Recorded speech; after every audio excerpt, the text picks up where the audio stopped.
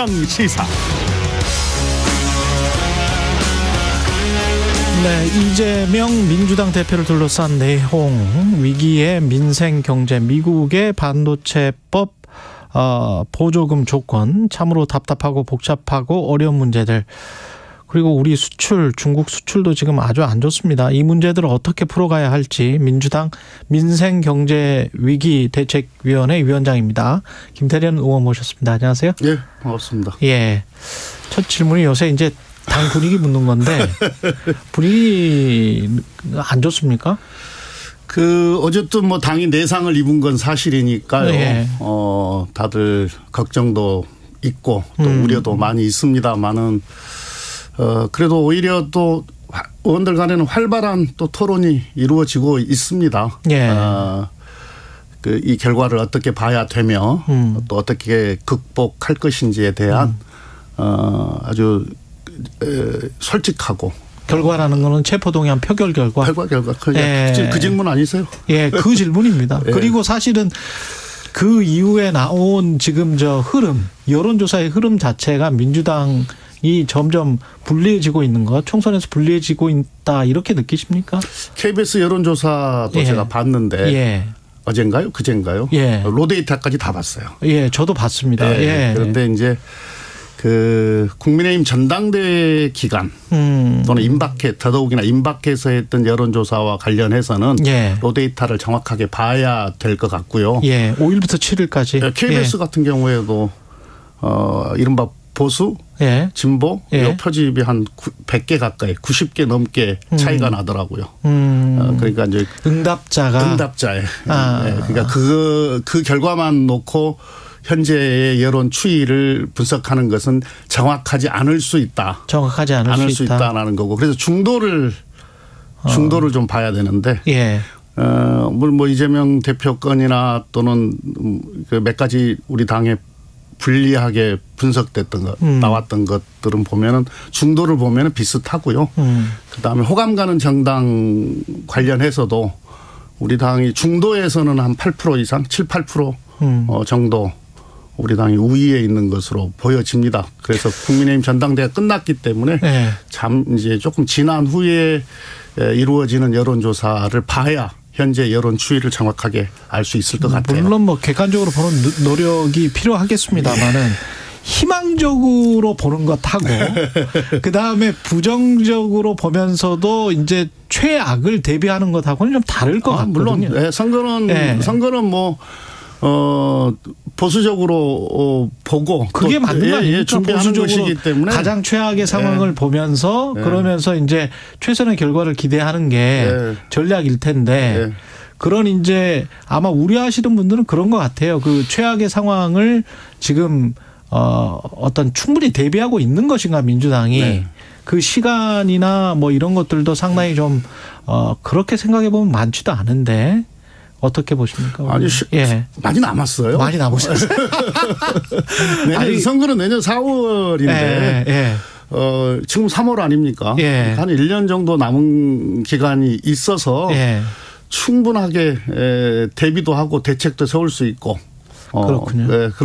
그럴 시간은 충분합니다. 김종민 의원은 상반기 안에 뭔가 뭐 당대표직을 물러나지 않는다고 하더라도 다른 어떤 방안을 제시를 해야 되지 않을까 아니면 뭐 결정을 해야 되지 않을까 민주당 김종민 의원은 그런 이야기를 하더라고요. 최강시사에서. 뭐 대표직과 관련 없이 총선 승리에 대한 어떤 전략 그리고 프로그램 이런 거 만들어야죠. 그건 대표 거치와 관계없이 해야 되는 겁니다. 지금 민생 문제로 좀 이야기를 들어가 보겠습니다. 이재명 대표 같은 경우에 이제 이 민생 이슈를 빨리빨리 뭔가를 해보려고 하지만 워낙 그 프레임이 크기 때문에 방탄국회 프레임이 크기 때문에 그게 국민들한테 잘 안 먹히는 것 같은데요. 예, 대표가 제일 관심 있는 분야가 민생, 경제 이 분야고 그래서 당에 이제 제가 이제 민생경제대책위원회 위원장도 맡고 있습니다만 관련 기구도 몇 개를 설치를 해서 활발하게 하고 있고 또 대표의 주요 일정들도 다 민생 경제 관련한 일정이거든요. 근데 방금 말씀하신 것처럼 뭐 계속 수사, 뭐 기소 또 그 관련된 보도만 쏟아지니까 대표를 포함해서 저희들이 하고 있는 어떤 활동, 노력 이런 게 이게 잘 부각이 안 되는 측면이 있습니다. 그런데 그렇다고 해서 뭐 우리가 선수들인데 네. 그라운드 탓하고 있을 수만은 없는 거고 네. 더 지혜롭게 더 임팩트 있게 활동하고 또 우리 국민들의 민생 살뜰하게 챙기고 또 경제와 관련해서 또 미래 비전 이런 것도 잘 제시할 필요는 있다고 봅니다. 현재 민생과 관련해서 가장 큰 현안은 뭐고 그리고 집권 여당에서는 뭘 할 수 있고 또는 정부나 대통령은 뭘 할 수 있고 국회에서는 뭘 할 수 있는 건지. 네, 지금이 이제 복합 위기라고 하지 않습니까? 어떤 전문가들의 분석에 의하면은 과거에 우리가 겪었던 위기들, IMF 경제 위기, 그다음에 이명박 정부 때 있었던 금융 위기보다도 훨씬 더 복잡하고 또 예측하기 힘든 위기가 올 것이다. 이런 진단들이 많이 있습니다. 네. 그만큼 더 정부가 긴장감을 가지고 더 뭐랄까 신속하게 더 과감하게 대책을 세울 필요가 있는데 제일 현재 큰 문제는 지난 1년간을 이게 평가를 해보면은 경제 리더십이 없어요. 경제 리더십이 없다. 예, 작동하지는 않습니다. 경제 리더십이. 뭐 몇 가지 사례를 이렇게 될 수도 있습니다만은 지난번 작년에 예산 심사를 할 때 보니까 지금 막 그 대통령이 막 뒤에 난리를 쳤던 반도체 세액공제, 투자 세액공제와 관련해서도 당시 우리 당은 두 자리 숫자의 세액공제를 주장을 했었거든요. 관련 법도 냈었고. 네. 그런데 그때 정부는 8% 안을 냈었어요. 그 8%는 충분하다고 자기들이 강변을 했어요. 이미 있으니까 R&D 공제나 이런 게 있으니까. 예, 8%면 아주 충분하다. 예. 근데 나흘 만에 법 통과되고 나흘 만에 대통령이 부족하다. 그러면서 또 야당 탓을 했습니다.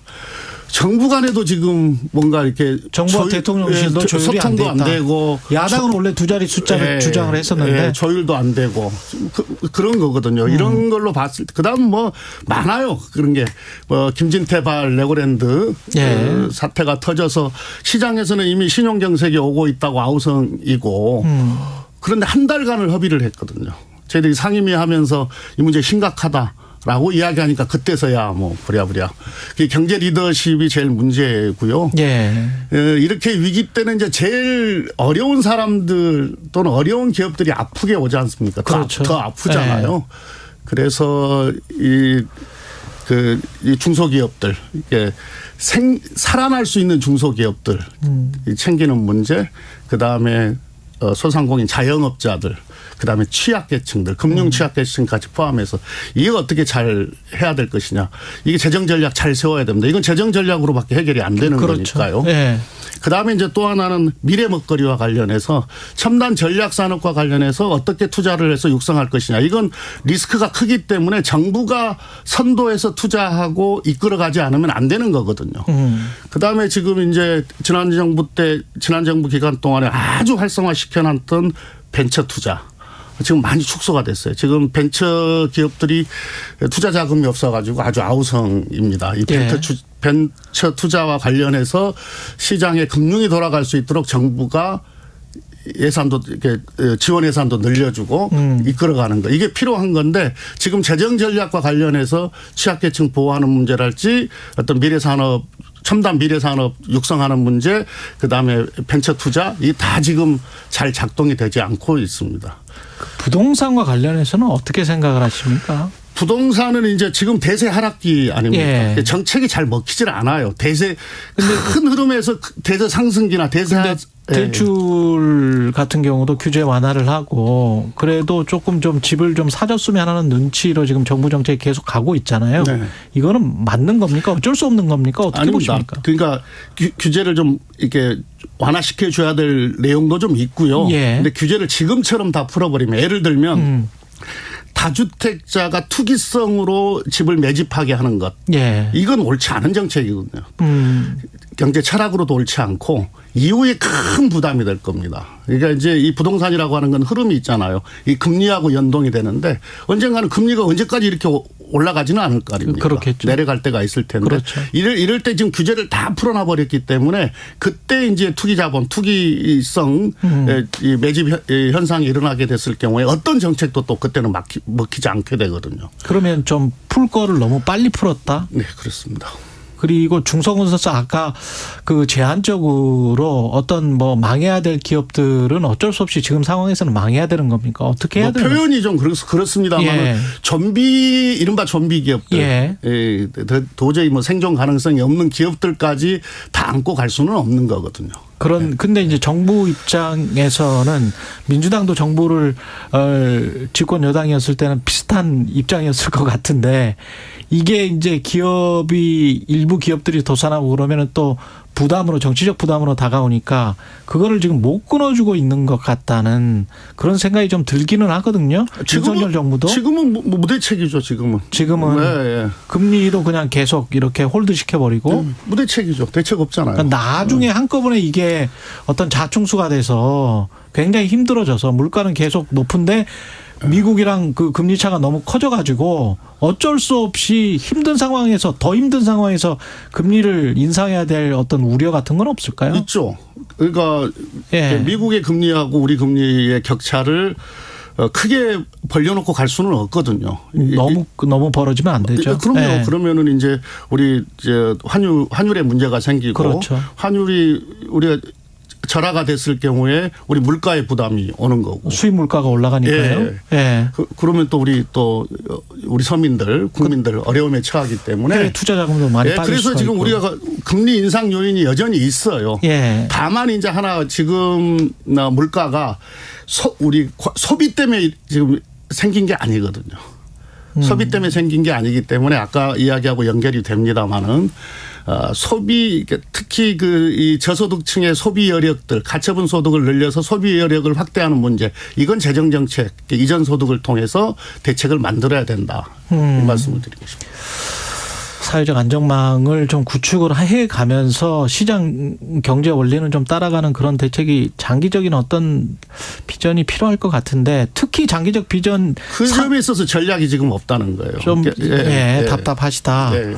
반도체 같은 경우는 어떻습니까? 지금 미중 사이에 끼어서 미국이 저렇게 반도체 지원법을 아주 묘하게 내놨는데 어떻게 보세요?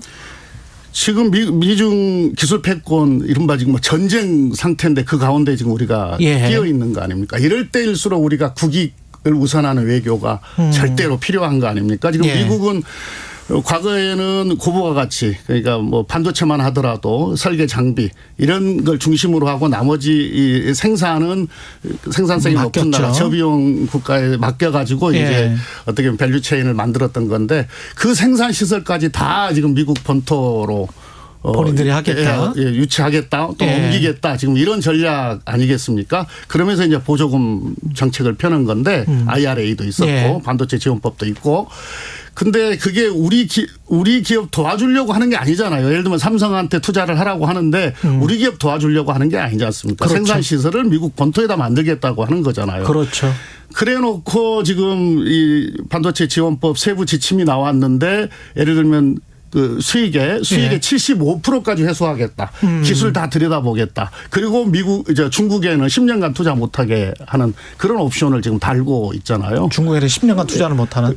가드레일 조항 그거 적용해버리면요.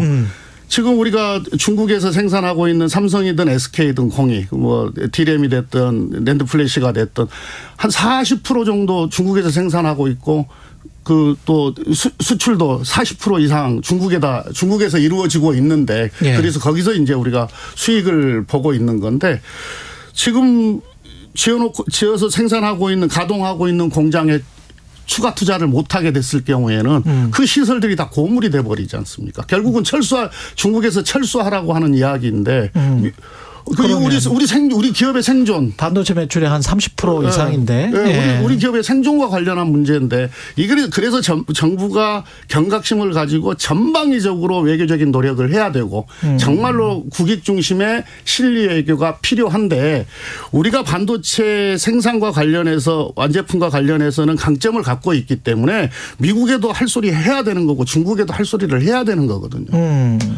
근데 지금 정부는 할 소리를 못 하고 있다. 그럼요. 예. 알겠습니다. 여기까지 듣겠습니다. 15분이 금방 가네요. 다른 질문들이 많았는데 예. 다 못하겠습니다. 다음에 또 와주십시오. 예. 오겠습니다. 더불어민주당 김태년 의원이었습니다. 고맙습니다. 예. 감사합니다. 예. 여러분은 지금 KBS 1라디오 최경영의 최강 시사와 함께하고 계십니다.